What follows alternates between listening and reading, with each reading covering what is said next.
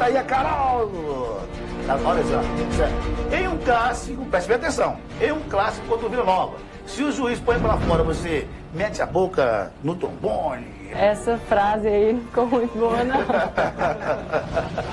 Se ele expulsa o jogador do Goiás, você vai pra arquibancada, tá na arquibancada, você solta o verbo, mete a boca no trombone contra o juiz, xinga a mãe dele. Mete a boca não, mas eu xingo. Você xinga ele, muito palmas pra musa. Saiu muito bem. Daí a musa do Goiás. Como nascem os traumas?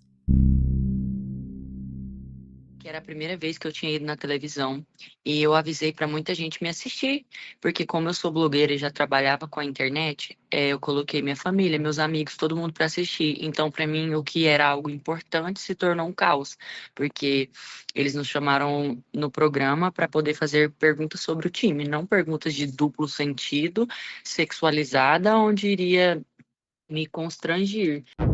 Então, naquele momento, eu fiquei assim... Minha cara mostra, né, nos vídeos, como eu me senti desconfortável e que eu não esperava, né, não imaginava. Mesmo que eu soube sobressair, eu achei algo muito babaca. Era fevereiro de 2018. Carol Barbosa, musa do Goiás, participava do programa Os Donos da Bola, exibido pela TV Goiânia, na época afiliada da Rede Bandeirantes no Centro-Oeste. Carol tinha sido convidada para participar do Desafio das Musas, não para responder perguntas de duplo sentido, com sinais claros de assédio. Olha só, para uma musa não sofrer dores localizadas, o importante é o médico colocar compressa, aquele negócio, como é que é? Você sabe o que é isso? Como é que é? Você gosta que põe ou não? Quente frio.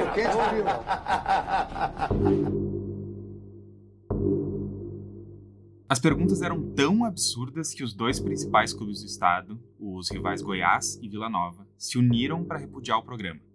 Depois de repetir a abordagem nojenta com as musas do próprio Vila Nova e do Atlético Goianiense, o apresentador Beto Brasil pediu perdão e o diretor do programa, o Leandro Vieira, apresentou desculpas esfarrapadas.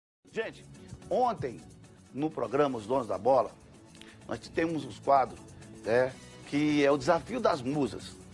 E aí, nós entrevistamos a Carol, a musa do Goiás Esporte Clube, que foi mal interpretada, que ganhou proporções negativas em todo o Brasil. Bem, vou deixar uma coisa bem clara para você que conhece o Beto Brasil. Nem o Beto Brasil, apresentador do programa, nem Alex Dias, o nosso comentarista, e nem o Álvaro Alexandre, sabíamos o teor das perguntas. Todas foi produzida pelo nosso produtor, e diretor do nosso programa, Leandro Oliveira. Vem cá, Leandrão. Leandro Vieira, Beto Brasil. Vieira, tudo bem, gente? Boa tarde a todo mundo que está assistindo a gente nos Donos da Bola. Ontem, né, como você mesmo disse aí, Beto Brasil, repercutiu muito, né, a nossa matéria, né, nossa entrevista aqui com a musa.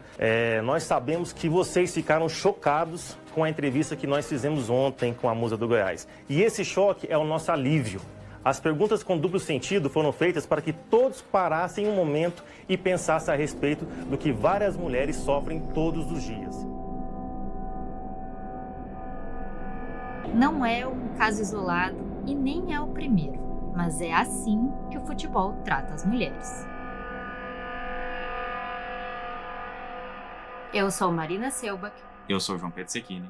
E este é o Jogo de Corpo, uma produção de alunos e alunas de jornalismo da FAMECOS. Nosso podcast investiga as relações do futebol com o machismo, as cicatrizes não curadas e as vozes de resistência.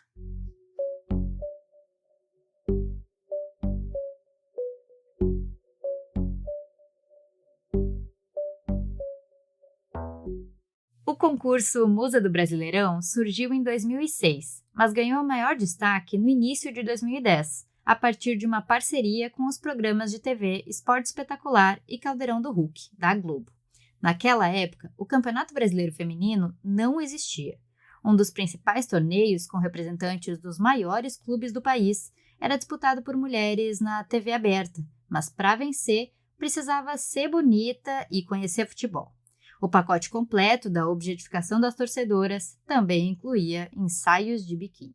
Depois que eu ganhei, né, foram feitos ensaios da Globo, que sim, ao meu ver, eram sem necessidade, embora os fotógrafos eram fotógrafos da Playboy, da VIP, de revistas renomadas, eu acho que não tinha essa necessidade de retratar a musa do Grêmio ou a musa de qualquer outro time dessa forma, né? Essa é Martina Speer, musa do Brasileirão de 2012 pelo Grêmio. Eu, particularmente, eu não me senti assim muito confortável em fazer as fotos e eu me senti menos confortável ainda quando elas foram publicadas, né? Porque era a nível nacional. Pessoas da minha cidade olhando, essas coisas assim, e eu ter que ver aquelas pessoas na rua. Obviamente que antes de eu me inscrever, eu sabia que teriam essas fotos, né? Não posso ser hipócrita e falar, não sabia. Mas eu achava assim, cara, eu só queria ser musa do Grêmio, eu não queria a foto de biquíni, entendeu? Natural de Nova Petrópolis, na Serra Gaúcha, Martina é apaixonada por futebol desde criança. Aos 12 anos, assistia aos jogos do Grêmio com o pai numa praça da cidade. A história de concorrer como musa do clube começou muito depois, no início em tom de brincadeira, como se fosse quase impossível chegar àquele seleto grupo de torcedores. Mas Martina decidiu participar. Primeiro, venceu uma etapa com voto popular e que os gremistas escolheram a representante do clube no concurso. Depois, foi para o Rio de Janeiro participar de desafios com outras candidatas. Existiam desafios, assim, de perguntas relacionadas ao Grêmio. Tinha desafio de futebol mesmo, de pênalti, sabe? Essas coisas assim. E daí eu sei que eu acho que as 3 que melhor fossem nessas perguntas foram a votação também. E daí nessa eu ganhei também. Daí foi o título de musa do Brasileirão que a gente ganhou ali no... Eu não sei se existe ainda o Craques do Brasileirão. Sim, existe e é organizado pela CBF, mas o concurso Musa do Brasileirão hoje é um projeto independente. Bom, mas voltando para 2012, a Martina recebeu a faixa de Musa do Brasileirão no mesmo evento em que o Fred, centroavante do então campeão brasileiro Fluminense, foi eleito o craque do campeonato. Fred pediu, Gia faz o cruzamento pro Fred! Gol!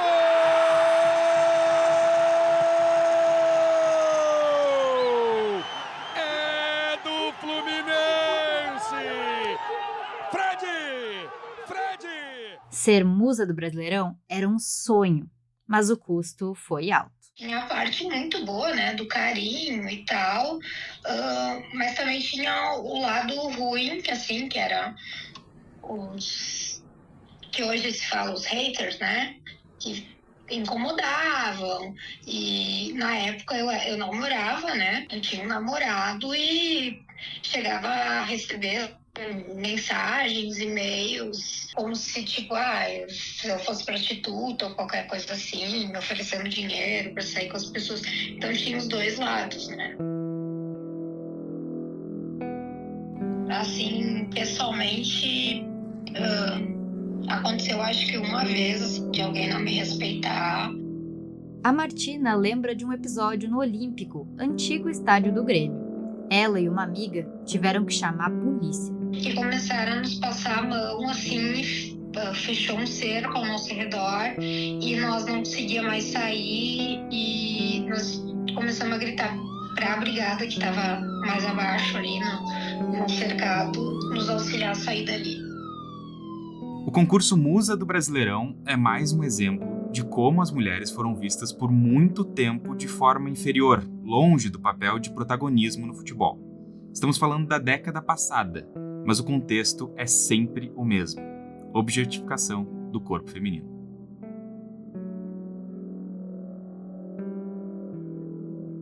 Mais recentemente, essa visão que desumaniza as mulheres ganhou um capítulo à parte. Uma plataforma de acompanhantes se tornou imagem constante no futebol. Identificada como a maior página desse tema no Brasil, a Fatal Model tem a marca exposta em camisetas de conhecidos clubes brasileiros e fechou acordos de publicidade para aparecer em jogos do principal campeonato do país e até da seleção. A gente fez um teste que dá para tu repetir por aí. Pesquisa Fatal Model no Google.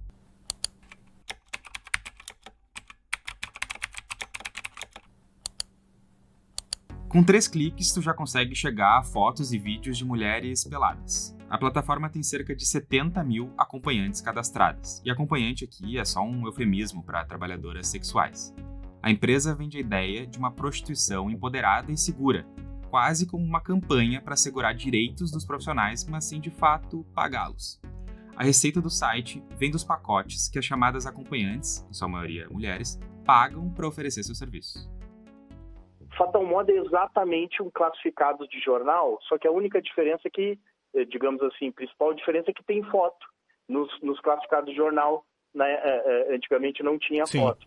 Então, a Fatal ela não intermedia a compra e venda de serviços sexuais. A Fatal ela é um classificado, como se fosse uma rede plataforma social. De anúncio.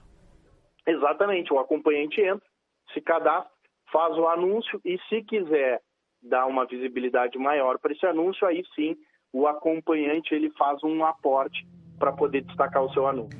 Esse é o Samuel Ongarato, fundador da Fatal Model, em entrevista à Rádio Bandeirantes. A gente fez contato com a empresa para entender melhor a estratégia de publicidade no futebol, mas não teve retorno até a publicação desse episódio. O nosso produtor, o Gustavo Marchand, conta um pouco sobre o que ouviu da Fatal Model. Eu tentei contato com a Nina Sag, que é diretora de comunicação da Fatal Model, tanto por e-mail quanto por telefone, mas ela só dava desculpas. Agenda cheia, eventos, correria. Por fim, alegou que a empresa estava sem assessoria. E daí um dia eu liguei e ouvi, antes de desligarem na minha cara, de novo esse chato. Então, todas as falas do Samuel que vem a seguir são de entrevistas dadas a outros portais jornalísticos. Em uma das mais recentes, concedida ao jornalista Thiago Salazar, que publica notícias do Corinthians no canal TV Salazar no YouTube, o Samuel revelou qual é a estratégia por trás da publicidade da Fatal Model no futebol. Ele reconheceu que a empresa é, aí abre aspas para ele, delicada, uma tentativa de se referir ao fácil acesso a conteúdo pornográfico oferecido pela plataforma. E é por isso que a Fatal Model precisa convencer os clubes a aceitarem o patrocínio pelo lado da grana. Nós tivemos a oportunidade em agosto de 2024, eu estive dentro do Parque São Jorge conversando com o CEO do Corinthians e mais alguns diretores. Naquela oportunidade, nós perguntamos para o Corinthians se havia a possibilidade da gente entrar como patrocinador no uniforme do Corinthians. Nos foi colocado que talvez uma oportunidade seria meião e calção, que era o que estava disponível naquele momento, né? Só que os preços pedidos pelo calção e pelo meião foram praticamente 10 vezes o preço do valor do mercado, né? Um meião, um calção que tem um valor lá de 2 a 4 milhões ano, foi pedido 40. E a gente aceitou, né? E nós não tivemos resposta. O Corinthians é um interesse antigo da Fatal Model. A marca já se dispôs a ajudar financeiramente o clube para a contratação de Paul Pogba, campeão do mundo pela França. Mas hoje, a empresa só patrocina um clube da elite do futebol brasileiro, o Vitória. A Fatal Model resgatou o time na Série C, injetou dinheiro e empurrou de volta para a Série A. O Vitória foi o primeiro clube a exibir a borboleta da Fatal Model. No início, a marca era estampada na manga do uniforme. Depois, a parceria ganhou destaque na parte da frente da camisa. E quase que a Fatal Model deu nome ao estádio do Vitória e ao próprio clube. Sim, isso teve em votação, mas não foi aprovado pelos sócios. Em entrevista ao canal CNN Esportes, o presidente do Vitória, Fábio Mota, detalhou os ganhos que o clube teve com o patrocínio. O Vitória fechou 2023 como o clube mais pesquisado na internet do Brasil, entre os 10 do mundo, em função desse patrocínio. E o Vitória, quando fez o patrocínio, em 22, a camisa do Vitória rodou o mundo inteiro, leste europeu, Europa, Estados Unidos, rodou tanto que fomos convidados a vender nossas camisas no leilão internacional de camisas. Hoje a gente vende nossas camisas no leilão internacional de camisas. Esse patrocínio só veio nos ajudar, eu acho que as duas ajudou também a Fatal Models, porque ela não era conhecida, passou a se conhecer através do Vitória. Fora dos gramados, a empresa ofereceu 90% de desconto para os sócios do Vitória. A famosa prostituta e atriz pornô Bruna Surfistinha foi a escolhida para anunciar que os torcedores do time da Furança, sim, chamaram de time da Furança, teriam a contratação de acompanhantes facilitada.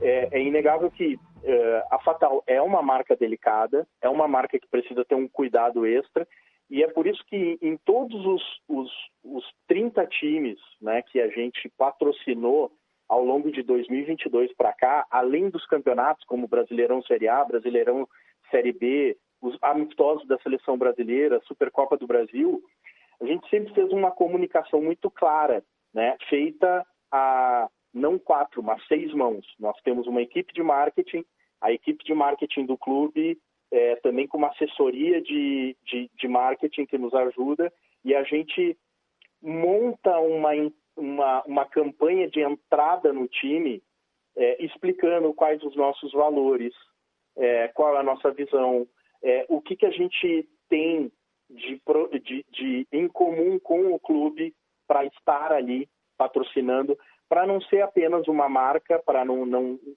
do nada aparecer lá no uniforme e sem nenhuma explicação. Então a gente sempre prepara um lançamento e nunca tivemos desafios com relação a isso.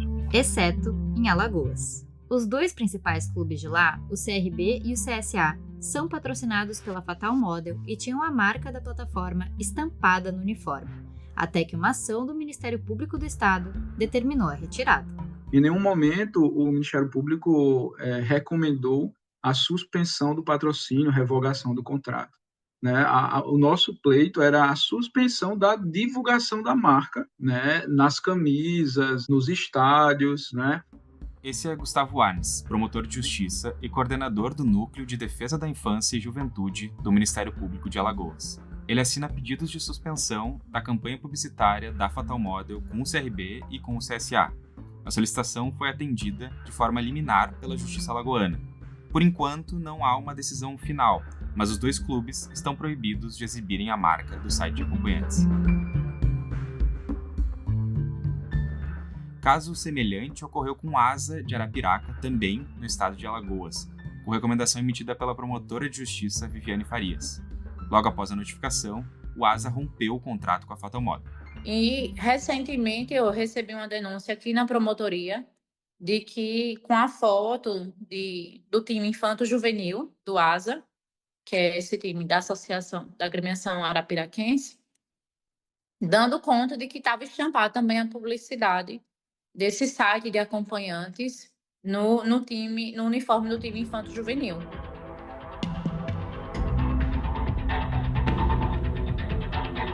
Tanto o Gustavo quanto a Viviane embasam as suas decisões em artigos do ECA, o Estatuto da Criança e do Adolescente. A justificativa é de que a marca da Fatal Model não pode ser exposta em locais frequentados por menores de idade. Não que o símbolo da borboleta seja erótico ou prejudicial para esse público. O problema, segundo os promotores, é que a simples exibição de uma empresa que facilita o acesso a conteúdos pornográficos já traz danos à sociedade. A curiosidade é inata, né, da criança e adolescente. Eu tive a curiosidade de acessar o site na época e agora também, né, antes da gente começar, eu acesso o site, boto aqui no Google e rapidamente, em um clique, ele nem me perguntou a idade, né, já apareceu imagens eróticas, né, Fatal Model Maceió. O primeiro link que eu cliquei, ele já entrou. Né? Então, a preocupação é essa, né? Unicamente essa. A gente não quer vedar a atividade intelectual, produtiva, reconhece, né, a atividade de acompanhante, tanto masculino como feminino, como uma profissão como qualquer outra, mas envolve, né, sexualidade, né, a adultização de crianças e adolescentes. Apesar de não ser o cerne das recomendações do Ministério Público de Alagoas, os promotores concordam que a sexualização de mulheres gerada pela publicidade da Fatal Model contribui para cravar de vez o machismo no futebol.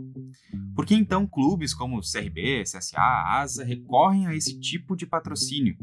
Em geral, parece que as equipes se aproveitam das regras um pouco nebulosas da publicidade nesse setor para deixar o dinheiro pesar mais do que o dever social. Quando se fala de investimento, de dinheiro, de lucro, as pessoas não pensam no que está por trás, se é vedado, se criança e adolescente vai ter acesso a esse tipo de conteúdo, não se pensa nisso.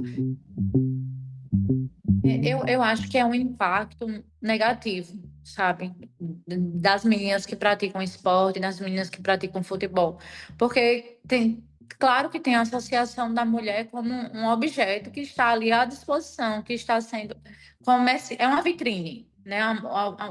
O site, ele traz a mulher com um produto que está sendo exposto numa vitrine, como se fosse uma mercadoria. O corpo feminino é humilhado, mas a violência pautada no machismo no futebol segue dominando a posse de bola. Enquanto a gente escrevia esse podcast, teve mais um caso. Ramon Dias, técnico do Inter aqui de Porto Alegre, comparou o árbitro da partida contra o Bahia como uma menina, numa tentativa de inferiorizá-lo. Que não pode ser que passe em um clube tão importante que passe isso lo que passou hoje, porque foi increíble. O futebol é para homens, não é para meninas, é para homens. Mas, bueno, em isso temos que estar atentos. E quando trabalhava no Vasco, Ramon Dias também criticou uma árbitra por simplesmente ser mulher. Y con respecto a los árbitros no podemos hablar mucho porque está el VAR y en el último partido que pasó jugando de local en Vasco, una señorita, una mujer, fue un penal, interpretó de otra manera, que el fútbol es diferente y principalmente de que el VAR lo tenga que decidir una mujer. Me parece que creo que es bastante complicado para eso, porque el fútbol es tan dinámico, acciones tan rápidas. O técnico argentino é reincidente, o que mostra que, de fato, ele pensa assim. Ramon Dias segue treinando o Inter no momento em que a gente grava esse podcast. Possivelmente, quando tu estiver ouvindo, ele não vai mais estar aqui no Beira-Rio. Não que o Inter esteja preocupado com a fala machista, é só o time que não vai nada bem. O treinador chegou a pedir desculpas pelas redes sociais, o clube também se manifestou, mas ninguém viu uma mudança prática. E aí, a gente volta naquele ponto lá do início desse podcast. Não tem uma luta real e contínua contra a bolha masculina. É só com um combate desse tipo, desse nível, que o número de mulheres no futebol vai aumentar, dentro e fora de campo. A modalidade feminina tem suas próprias narrativas, mas essas narrativas não podem ficar marcadas só pelo preconceito. Eu sou Marina Selbach. Eu sou João Pedro Cecchini. E esse é o Jogo de Corpo. Nesse episódio, a gente usou áudios da CNN Esportes, da Rádio Bandeirantes, do Sport TV e dos canais do YouTube Observatório da Discriminação Racial no Futebol, Esporte Clube Internacional, Salazar TV e Vasco TV. Também participou Gustavo Marchand.